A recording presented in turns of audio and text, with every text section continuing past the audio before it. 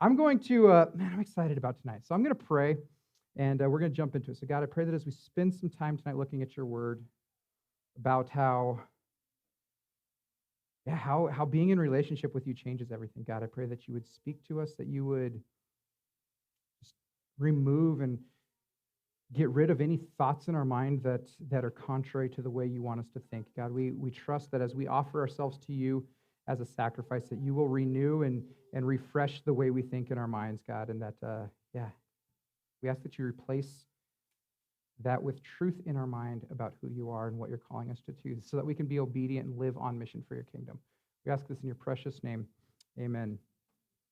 So I'm from Nebraska. If you didn't know that, I'm from Nebraska. And there's something in Nebraska that's a lot more common than here, at least since I've been there. And those are tornadoes. I don't know. Anybody in the room like tornadoes by any wild chance? Yeah, some couple. If you ask my Michelle, like my wife, she hates tornadoes. You've never been in one? That's not actually a bad thing. I don't know if any of you guys know who Reed Timmer is by any wild chance. He's the storm chaser. Michelle watches their stuff on because she wants to know how tornadoes work. It makes her feel better about the possibility one. But anyways, so he's a storm chaser. So if you ever run into Reed Timmer, you're never probably in a good situation because he's trying to find his best chance of actually getting in the middle of a tornado. That's what he lives for. And being in Nebraska, we ran into him one time. Well, actually, he kind of slid off the road in front of us and had 2 flat tires, and I helped him fix them so he could get back into the tornado. But we lived in a town that was really, really small, 700 people. And when we first got married, we lived in this little trailer house, right? And so there's not a ton of protection against tornadoes.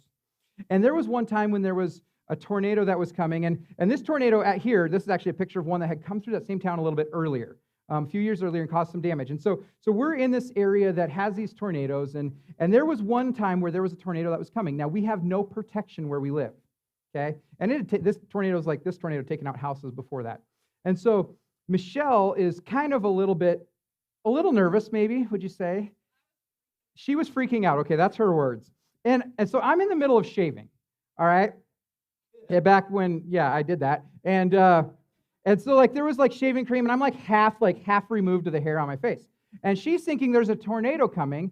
And if we're going to go to shelter, we had to go to the school building, which was a big brick building a ways away across the field, take a little bit of time to get there. And she's like, we got to go now. And I'm like, I'm not done shaving. We will get there when we get there, right? And she so that actually caused a little bit of problems because, you got to understand that culture. We would get on roofs and watch tornadoes, right? Because that's what you do. But Michelle didn't like it, and I finished shaving. She was not happy with me that day. But I know though, I don't want to minimize because tornadoes do a lot of damage. People die in tornadoes, right? People lose everything in tornadoes, and tornadoes to some extent bring fear, right? There's something that's uncontrollable, right? You can't control a tornado. You can't control what's around you, and actually, in just a little microcosm, tornadoes are partially symptoms of the world that we're in. And we actually are in part of a world, apart from Jesus, that is actually a kingdom of fear, a kingdom of brokenness, a kingdom where things just don't work, right? And I've come to the conclusion, I'm not old, but I'm not young, but I'm not old. I'm not like Ralph old, but I'm not young. No offense, Ralph, but Ralph has more gray hair than me. We were talking the other night about if I should start dyeing it, and Ralph started laughing about dyeing my hair, anyways. But, yeah, but as I'm getting closer to Ralph age, or as I'm getting older, love you, Ralph. I've come to the conclusion that this world can only breed fear, right? That's just the kingdom of this world. And it's if you go around the world right now and you start looking, there's fear everywhere, right? News medias want you to be afraid, but when you start looking at the wars that are out there, or potential wars, and if you don't know about any of the things happening, we're kind of sheltered in South Dakota, not going to lie. There is a lot of horrific things that are happening, people that are dying all over the world. There's the struggle of economy. We have the fear of how's our economy going to do? Am I going to get a paycheck? I know Raul in the church I saw, he shared on Facebook the other day that now that he's getting older, he's getting stronger because he's finally strong enough to be able to lift $100 worth of groceries, right? So he's getting buff. The economy, we worry about how's the economy going to work? Because that affects us, food security or housing, right? What's our health going to be like? Or the politics, are we going to get, what's the the future going to hold with that? Like when you start looking around at the fear that's around us in this kingdom that can only breed brokenness, that can only breed disasters, that can only breed fear, like it just doesn't feel right. Right? Like it deep down inside, like we have good days and we have, we'll go out in the sun and stuff, but like something doesn't feel right. And if you start being honest, like how comfortable do you feel with where you're at on everything in life right now? Are you feeling safe? Are you feeling like everything is going to be okay? And I've come to the realization that that's all because we're part of a failing kingdom. Right? We're part of something that is just all it can do is breed fear. It can't breed anything else. And so tonight, as we're getting into the text and we're continuing on our story of John, and we're actually going to see a storm tonight, I see there's something different in Scripture compared to what this kingdom can bring of this world. It's the kingdom of Jesus changes everything. So here's the main idea I want to get across tonight, that Yahweh actually expels fear. Right? Like Yahweh is the only way that a kingdom can exist where fear can be defeated, fear can be removed. Fear is dead in the kingdom of Yahweh. And that's exciting, but how? How does this work? Like, that sounds great in theory, but how does that work out practically? How does this change my everyday life? How does the fact that Yahweh expels fear work? And so tonight we're continuing on in John chapter 6. We're picking up the story from where we were at last week. And so if you were here last week, Jesus feeds the 5,000, and after that they want to make him their king and stuff. So we're picking up the story. He actually disappears or pulls away from the crowd for a little bit. He goes to spend some alone time to pray, and the disciples go down to the boat, and depending on which gospel you're reading on the order of events, like the disciples, he tells them to go or they leave. It's getting night, so the disciples leave, and they go out into the Sea of Galilee. And then this amazing section of Scripture happens. And so that's what we're going to be picking up tonight. This is John chapter 6. If you have your Bibles, I definitely invite you to turn with them. So that evening, Jesus went down to the shore to wait for him. That evening, Jesus' disciples went down to the shore for waiting for him. He's up on the hillside, right?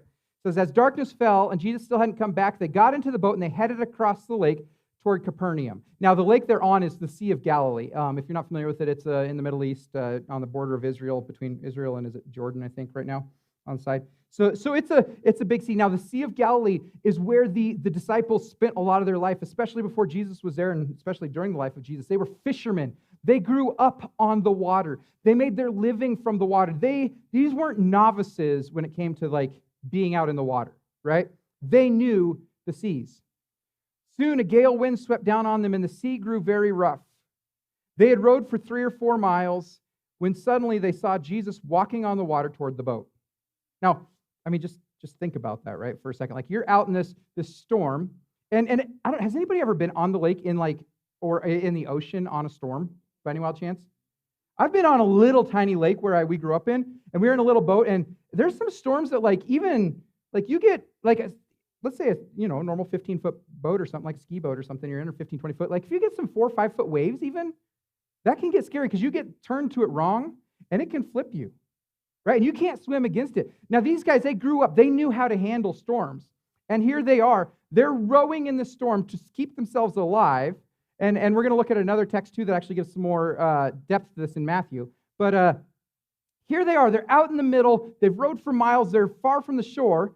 And all of a sudden, they see Jesus walking on the water to them. They were terrified. I'd bet so. Like, as you're looking at this, like, they're scared for the storm, and then all of a sudden they're scared because they see something on the water walking. That's not exactly where you want to be.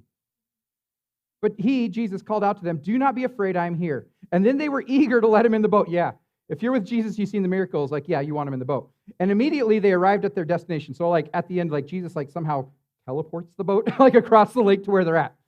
So this is a story according to John. Like I said, we're going to pick out a couple things, and then we're going to go into Matthew, which actually gives a larger account of this particular event. But if you're not familiar with the boats, this is kind of what the boats are looking like. They don't have a motor on them, right? They don't have a Honda on them or whatever, right? Like they're not skiing behind them. They're small. And one of the things that, it's kind of a joke, but it's so true, how Americans will measure anything with anything other than the metric system. You can kind of see on the bottom here, this is the size of the boat, and as comparison, next to it is a delivery truck, like your Amazon truck or FedEx truck, and next to it is a school bus. So you can kind of see where it compares between a school bus and a delivery truck. but we will not use the metric system because America. So here's what they're in. They're small. They row. They live. They know the water, and being on the water, they know enough about the water to know they're probably going to die. Right? Like they're facing their death. They know enough to know they shouldn't be where they're at. Now, when we start looking at this text and the miracle that Jesus does with protecting them, a lot of times we start looking at the text of like, will God make everything in your life better? He may not, like in that sense, but I want to actually change the way we view this text maybe a little bit, give us a different mindset of this isn't just about like they were in a storm and so Jesus made it better, because Jesus doesn't always make the storms better. Okay? The question is, it's actually a missional or a kingdom mindset. Like, think about this. So they're on mission with Jesus. The gospel is getting launched. Jesus hasn't gone to the cross yet. If the boat sinks and the disciples die, what happens to the mission? Right? Like the mission is on the line. Is the Messiah going to get to the cross? That's ultimately what's going on. And so here they are. They're thinking they're going to die, but they're not thinking missional. They're thinking about my situation. Things don't look safe, and they've taken their eyes off of where God is calling them to go, and they've put them on the situation around them. And they're in a place that has no hope. And the thing is like without Jesus, we have no peace. So they're without Jesus in the boat. They don't have peace. They have fear, obviously. They're trying to figure out, what are we going to do? How are we going to live? And they don't have Jesus with them. Now, when Jesus steps up, obviously it changes. Jesus can control the wind and the waves, which is awesome. But there's a truth in here that I think that we see that when we're apart from Jesus and we're looking at things in our own situation, when our mindset isn't on the mission that God has called us to, we start having fear in our lives. We start having this idea that everything might not turn out okay. See, when we're living for this world, when everything we're invested in is in this world, we start having fear. Because if I'm living for money, I can have fear when the stock market crashes because my dollar ain't worth nothing. If I'm living for my health, I have fear that I'm going to die because that's the end. Like when we take our minds off of the mission that God called us for, and that's what it actually means to be with Jesus, not just Jesus in here as like a genie to make everything better. But when we take our mind off the fact that Jesus has called us to mission, and we start living for the world, we automatically can't have peace in our lives. See, there's this idea that goes around sometimes in church world, it sometimes gets incorrectly taught, which is that Jesus saved you for your comfort. Jesus saved you for your storms to be calmed. And they'll point to a story like this, Jesus calmed this storm and he can calm your storm. And then maybe the storm in your life doesn't get calmed. What do you do with that? You see, Jesus did not come, die, go to conquer, death, the grave, be ascended, raised to the right hand of the Father, be the reigning king, coming back. Like the whole story of the gospel, he didn't come and he didn't save us so that you can be comfortable. That's actually a false gospel. Now, he'll give you peace, but he doesn't make the storms go away. In fact, I know so many people that say yes to following Jesus, and their lives completely fall apart. And there's times when people come to me like, I want to follow Jesus, and I'm like, hang on a second. I'd love to put you in the stats category, all that thing. I'll often ask people, are you sure? I want to give my life to Jesus. Why? I think that shocks them a little bit when the pastor says, why do you want to do that? It's well, isn't that what I'm supposed to do? No, I want people to think this through. Are you willing to follow Jesus if it costs you everything? Are you willing to follow Jesus if your health fails? Are you willing to follow Jesus if you lose your job? Are you willing to follow Jesus if you have no money? Are you willing to follow Jesus if you're starving? Are you willing to follow Jesus if your family and your friends abandon you? Jesus actually said, if you're not willing to do those things, you're not even worthy of the kingdom. And there's this complete, total BS lie that you come to Jesus and it's all like roses. And it's not. Now, he'll give you peace. He may calm the storm if that's mission critical. He may not if it's mission critical. Because the point is the story of what God is doing and the redemption of humanity and that Jesus is king. And so he didn't draft us for comfort. He drafted us into a war. He drafted us into a mission. And when we start off our Christian journeys with this oh, my life's falling apart, I'm going to give it to Jesus, and then it doesn't fix it. Where's the hope in that? Versus can you imagine, go back D-Day, right? They're landing on the beaches on Normandy and stuff in the World War II. If you're not familiar with it, like all the troops are dropping on the beach to go take down Nazi Germany, and they're dying. Can you imagine the general getting up ahead of time and say, all right, guys, just so you know, when we land on the beach, there's probably going to be some floaties that we can jump on in the water. Here's some sunscreen. Yeah, I want you guys to have a good time. Did y'all pack a good lunch? You know, we're going to get your blankets out and your towels. Did you get your bathing suit? Because we're going to be out on the beach today, right? We're having a beach day. And then they jump in to just getting like mowed down with bullets. But unfortunately, I think sometimes that's how we present the gospel in churches. The general actually, as they're coming, saying, you know what, guys, this is going to be hard. Many of you aren't going to make it. You're going to be wounded. You'll probably never see anybody again, but the mission is worth it. The destruction of the Nazi regime has to happen. And see, the gospel is, you know what? Jesus is drafting us into a war. Jesus is drafting us to the front lines, not to sit on the couch on our hands eating potato chips, but like to bleed in the trenches. And when we go into it with this wrong understanding what we're signing up for, no wonder people walk away from the faith. They're walking away from the thing that didn't happen because honestly, what they signed up for didn't happen, and it won't.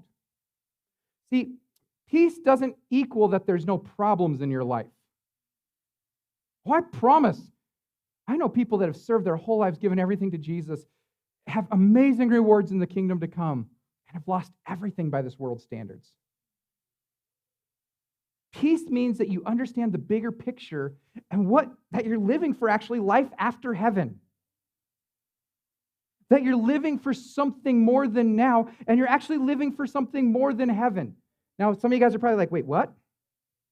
Like, did you know there's a life after heaven? Heaven isn't the final destination.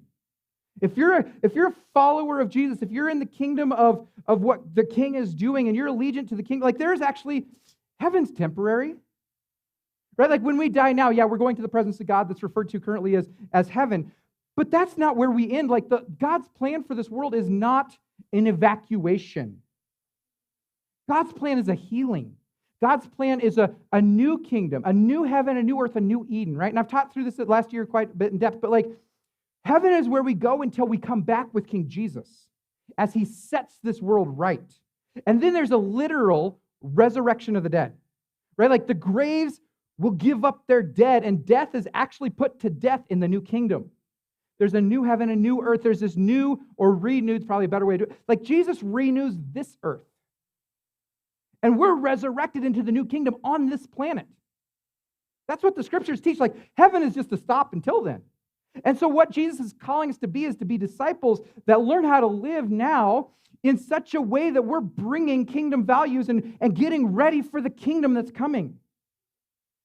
And if we're not, if we're going into this whole thing with like, I want peace now, I'm going to be lazy, like, man, we need to, see, the problem is in our lives, like we fixate on the storms now and we don't have a missional mindset. We don't have an understanding of what we've been called into the battle. Like part of the reason that like in Ephesians, the spiritual warfare battle equipment stuff that Paul talks about, we get like, we need a shield, there's a sword, there's like military equipment because we're going into a battle. But when we fixate on just now and that we don't understand who Jesus is and we're apart from him, we have no peace and fear thrives. Fear comes when we don't know our place in the gospel. We don't know the story. So here he is. Jesus is picking this up. Now this is the John account. I'm going to flip over to the Matthew account. Now this is a little same account, but Matthew gives a little bit more detail. All right, so immediately after this, Jesus insisted his disciples get in the back of the boat and they cross the other side of the lake while he sent the people home. That's the people he fed in the story before. After sending them home, he went up in the hills by himself to pray. Night fell while he was there alone. Meanwhile, the disciples were in trouble far away from land, for a strong wind had risen. They were fighting heavy waves, and about 3 o'clock in the morning, Jesus came toward them walking on the water. Now, this is great. John doesn't include this fact, but Matthew does, because Matthew's, yeah. When the disciples saw him walking on the water, they were terrified. In their fear, they cried out, "It's a ghost." So they're like, I don't know, like people don't walk on water. People don't, like this isn't natural. I mean, I don't know if any of you guys have been there out to a lake or anything and seen somebody walking on water. It's not natural. I saw a funny cartoon of like showing Mary trying to give baby or infant Jesus a bath, and he's like standing on the water and won't go down in, and she's like, "Jesus, stop it," right? Like, I don't know if that happened or not, but I saw a cartoon. So here he is. He's walking on the water. Put yourself in this situation. There's a storm that you are confident is going to kill you. It's going to be an end to the mission. And here's Jesus, and they coming, and they go from fear of the water to all of a sudden, what? Can we get rid of the ghost at least so we could go back to fighting for our lives? In their fear, they cried out, "It's a ghost." I love this. So Jesus spoke to them at once. "Don't be afraid," he said. "Take courage, I'm here." So this part isn't in the Gospel of John, but I included it because it's important. So then Peter called to him, and maybe you're familiar with the story. Peter called to him, "Lord, if it's really you," he's not sure, right? Like, first of all, Peter, who do you know that would be in this situation walking on the water? But I love Peter. "Peter, Lord, if it's really you, tell me to come to you walking on the water." He's like, "Jesus, if that really is you, tell me to get out of the boat." Like, that's the stupidest place you can be in this situation, by the way. "Tell me to get out coming on the water." "Yes, come," Jesus answered. I love this. So Peter went over the side of the boat and walked on the water towards Jesus. But when he saw the strong wind and the waves, he was terrified and began to sink. "Save me, Lord," he shouted. Jesus immediately reached out and grabbed him. "You have so little faith," Jesus said. "Why did you doubt me?" When they climbed back in the boat, the wind stopped, and the disciples worshipped him. "You really are the Son of God," they exclaimed, and then it goes on. Now, a lot of times we it's easy to kind of pick on Peter. You had such little faith. But doesn't that seem a little unfair that Jesus said you had such little faith? Like, he's the only one who had enough faith to get out of the boat. Right? The others didn't even have the faith to try it. They didn't even have the faith to step over the side. They didn't even have the faith to ask Jesus to call them. At least that Scripture records. Peter actually stepped on the water for a little bit, and he was doing like life with Jesus on the middle of a storm. And then he takes his eyes off. He's terrified. He starts seeing the wind and strong waves. He stops looking at Jesus, starts sinking. And Jesus says, "You have such little faith." Now, what's interesting is the word little here doesn't necessarily mean like quantity. Little is actually like a time. It's an amount, like we're going to be there in a little while. The little that's here isn't necessarily the amount of faith that Peter had. Peter had by far actually more faith than everybody else. It was just short-lived. He was so little in his faith that the time frame was so short.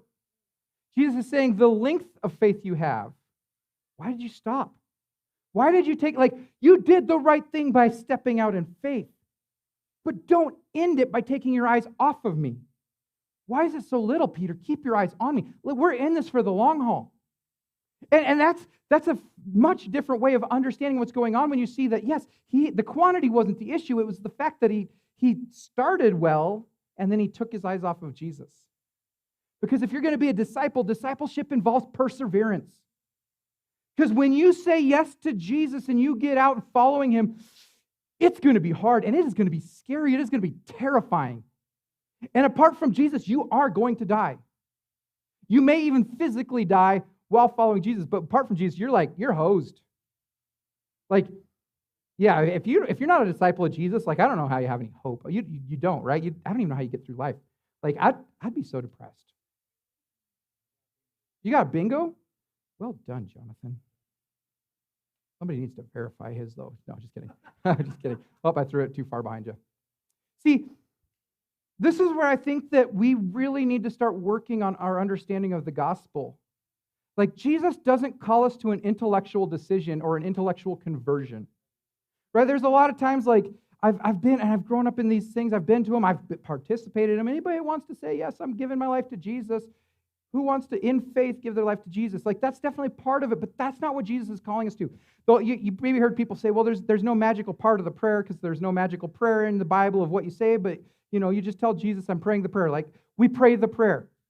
There's been evangelists that talk people into praying the prayer, and then people go on their lives as if nothing's ever changed. We check the box. We've had faith, but sometimes it's very short-lived, and we take our eyes off of Jesus, right? Jesus doesn't call us to an intellectual conversion. He calls us to a lifelong cross-carrying discipleship, right? The model of the Messiah, to say yes to the will of the Father, set aside everything of this world, fixing his eyes on the cross, and does what is needed, like the enthroned glorious king. He's saying, follow my model. Not that you go to the cross to pay for your own sins. Jesus does that. Salvation is entirely unearned. It's by grace. But Jesus is calling you not to an intellectual conversion. He's calling you to a lifestyle of saying no to everything in the world so you can say yes to him. And you cannot be on both sides. This isn't like I like the Huskers and I kind of like, I was going to say, well, what's a team that I kind of do like? I can't pick a Big Ten team. The Tar Heels. You know what? I'm indifferent towards the Tar Heels on football. Like UCF. I kind of like UCF in Florida, right? Like, I'll watch some UCF games. Like, this isn't like I can go with Nebraska and UCF. This is like, you need to understand it like you're either a Nebraska fan or you're a Colorado fan, right? Because again, you can't spell scum without CU. So, like, Jesus is calling you. You have to be all in. If you're a Colorado fan, I'm sorry. I will pray for you and we can have a time of repentance. And bingo, you got... I didn't have Colorado as scum, did I, on the thing? Maybe I should have. All right. Whoop. You'll have to help him get that. See, that's what... Oh, there's the last one for the day. You guys all got it. You can still listen and follow, though. Well done. See, I think we set people up for success in the way we bring them to Jesus or tell them, like, hey, lay it all down at the cross and it's all going to be great. And then Satan comes after you with a vengeance. Like, I didn't sign up for this, and they walk away. See, people walk away from Jesus because they don't understand the offer. Because we don't tell them, are you sure? Like, think about this. If you say yes to Jesus, are you willing to throw your family away? That's hard. If you say yes to Jesus, are you willing to throw your allegiance to this country away? Are you willing to throw your allegiance to this world away? Are you willing to throw your allegiance to money away? Are you willing to throw your allegiance to sex away? Are you willing to throw your allegiance to lust away? Are you willing to throw, like there are good things that we can enjoy in discipleship journey, but our priority is we're fixated on following the path of the Messiah. And if we don't understand that and we sign up for an easy, who wants to go to heaven? Well, man, that's it. I could say the prayer, fill out the card, check the box. I get to go to heaven. Sign me up. Oh, you got to deny yourself? You got to pick up a cross? Man, I don't know if I want to do that.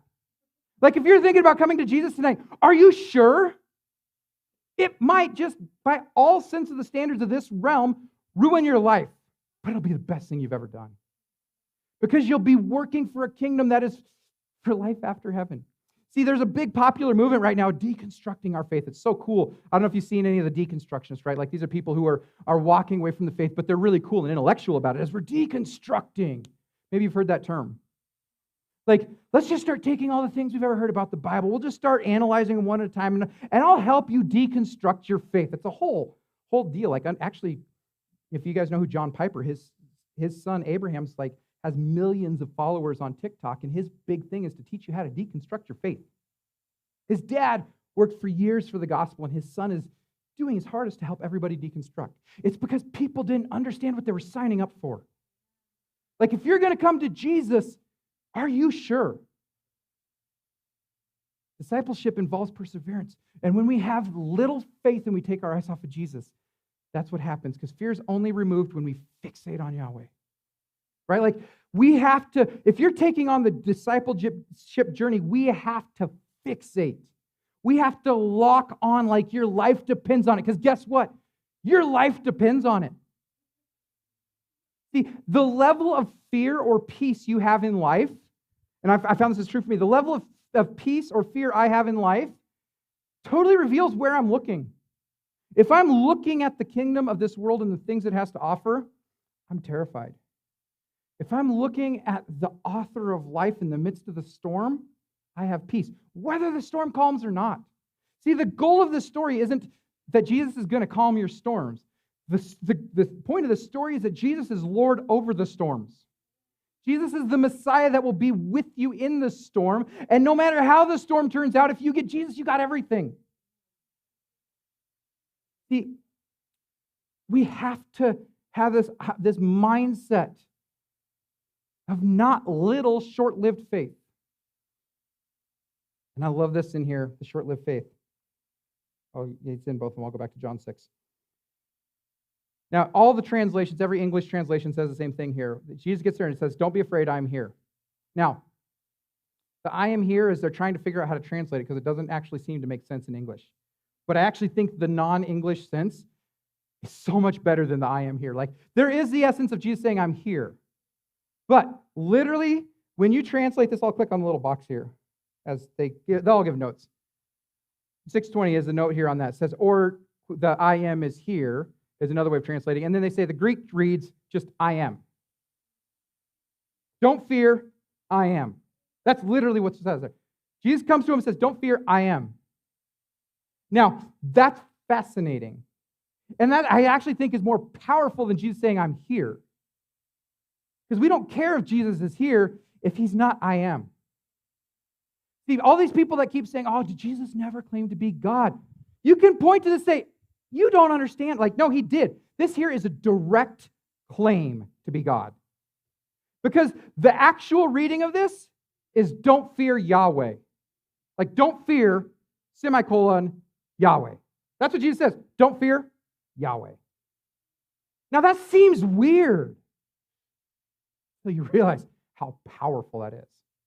This is so powerful because that's what Jesus is saying. Fear isn't the point. That's the kingdom of this world. But the I am here isn't a statement of my presence is here. It's a statement of his essence. I'm God.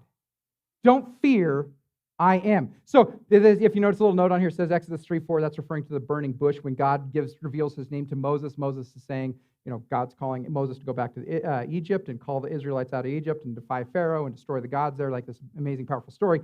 And Moses is learning who God is. At first, kind of the generic term God. There's the gods of Egypt, the gods of and he's like, hey, Moses doesn't know who Yahweh is at this point in time. So he's going to him and he says, if I go back to Egypt and I tell them that God said to come out, they're going to say, which God? What's your name? How do I tell them who sent me?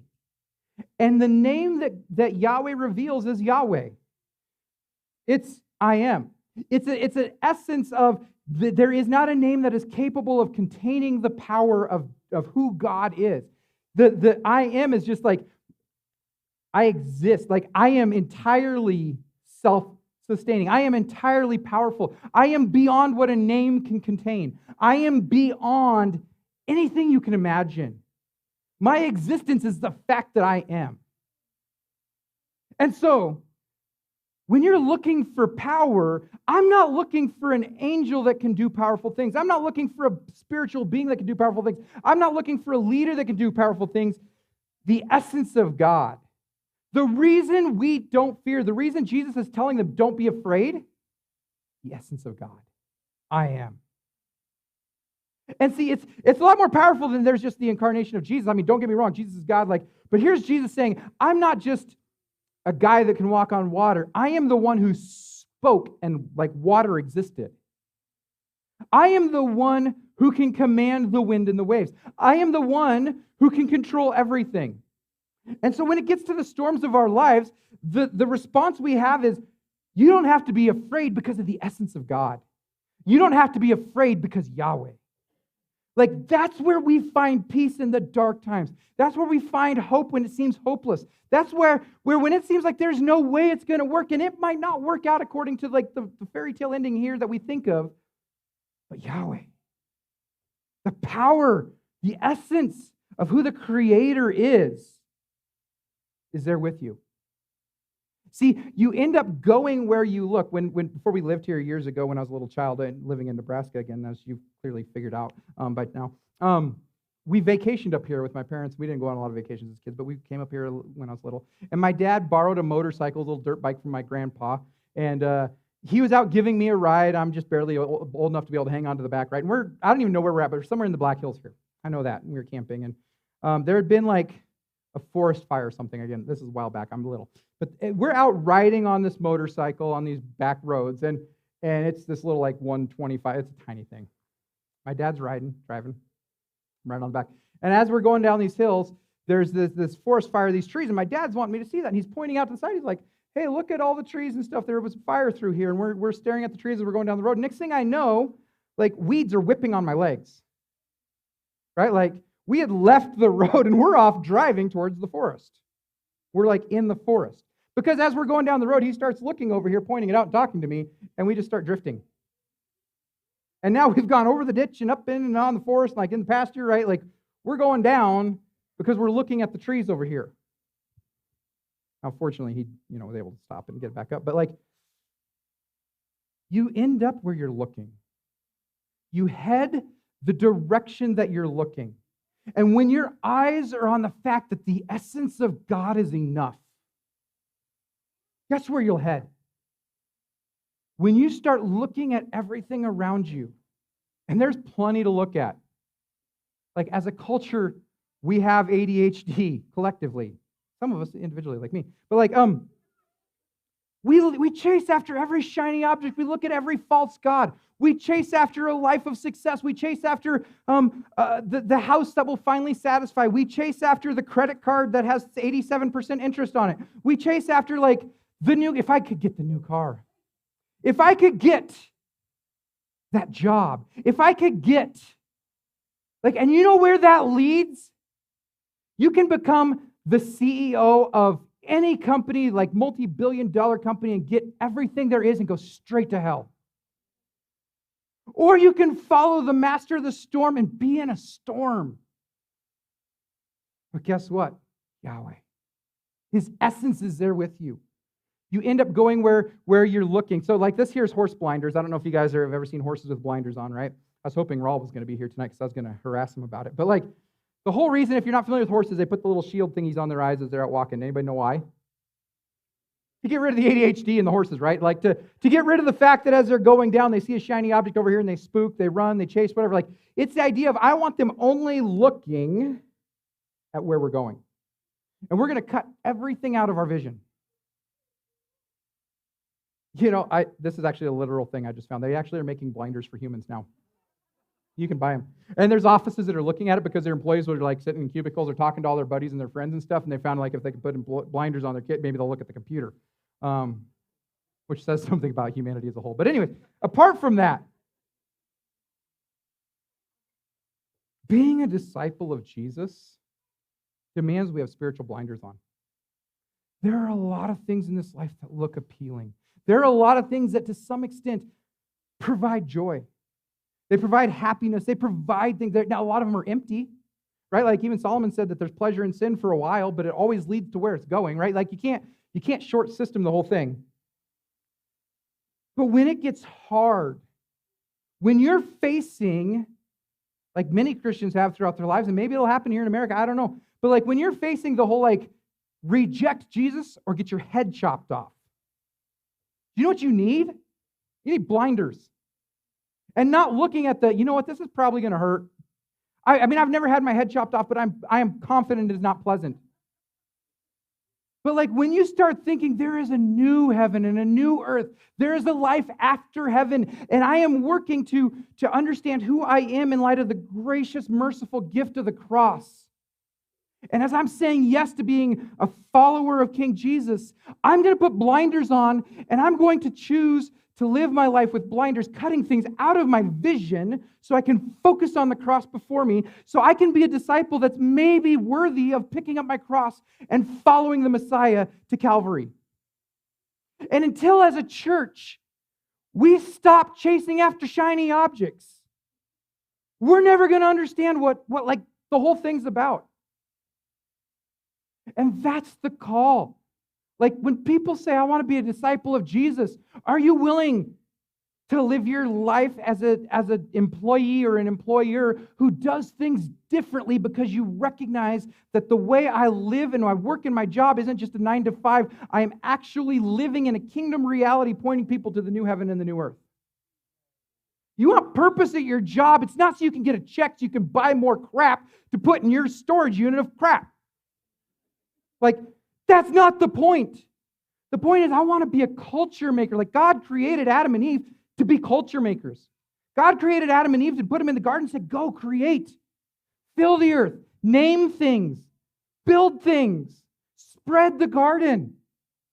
And that's what the new heaven, the new earth is going to be like, this recreated thing, the life after heaven. And when we go there, like we're We're now learning what it means to be in God's image, doing God's imaging things in our jobs, in our friendships, in our relationships, in our checkbook, in our identities, in our sexuality, in the things we consume, in all of it. Like, we're learning to put blinders on and take out kingdom things that are outside the kingdom and say, God, I want your will to be done in my life. I want it as it's in heaven. I want it here in earth in me. And I'm going to say no to everything. It might even be good things, but they're not the greatest thing.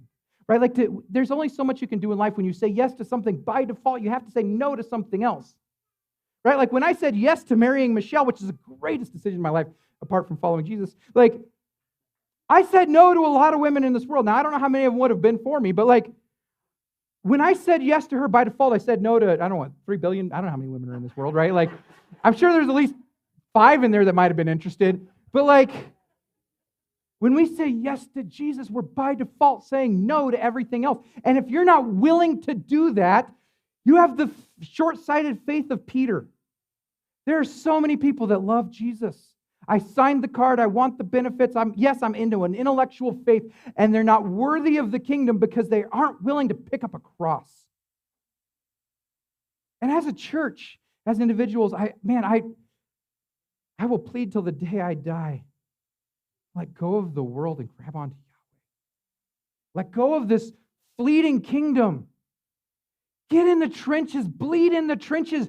Go storm the beaches of Normandy, because there are captives back there. There is a kingdom that is worth destroying here. That is the kingdom of the strong. Now, Jesus did it, and the gates and the fortresses of that kingdom won't stand against the church, which is us, because Jesus destroyed its power, but we still have the mission to jump out of the boat and go. And the offer of Jesus isn't an offer of living the life of a pansy. The offer of Jesus is get up off your rear and do something. The offer of Jesus is learn how to invest in the kingdom with everything you have, your intellect, your resources, your time, your effort, your allegiance, right? Like, love the Lord your God with all your heart, soul, strength, mind. That involves all of you and all of me, right? Like, that it's a totality thing. You have to have spiritual blinders. So here's the application. Wear kingdom blinders. Don't fear, because it's Yahweh. Don't fear. God is in control. Don't fear. The God that spoke and things existed is at some point in time going to speak and reveal who his kingdom followers are. And there's going to be a new kingdom that is a renewed heaven, a renewed earth. And those that want to live under the glorious beauty of King Jesus, who are willing to take up their cross and go, those are the ones that are going to go in. You know who's not going to be in that new heaven and new earth? People who don't want King Jesus. Right? Jesus loves you enough that if you don't want to have him as king, he will give you your wish. And so while salvation is entirely based on grace and Jesus, and entirely based on his faithfulness and what he did, and there is nothing you can do to earn salvation, the Apostle Paul says in Ephesians 4, walk worthy of the calling you've received. Don't treat grace as it's cheap, because it's actually not free. It cost Jesus quite a bit. Live worthy. The call to being a disciple is put on blinders, lay down your life, and pick up a cross. Fixate on Yahweh and live the mission. Go into the trenches. Bleed in the trenches. Go into battle, knowing that he's there in every aspect of your life, in your relationships, in your mind, in your jobs, in your wallet, in all of that. Like, yeah, if you're not a disciple, you can't have peace. But if you don't fixate on Jesus, you won't have peace. Put spiritual blinders on. You want fear gone? Stop looking at this world and look at Jesus. Jesus, we thank you for who you are. We thank you that you are worthy. We thank you that you are Yahweh in the flesh. We thank you that just like you told the disciples in the boat, don't fear Yahweh, you're telling us, don't fear. You are. Jesus, I pray that we would recognize that our time on this planet is so short. We're living to build all these sandcastles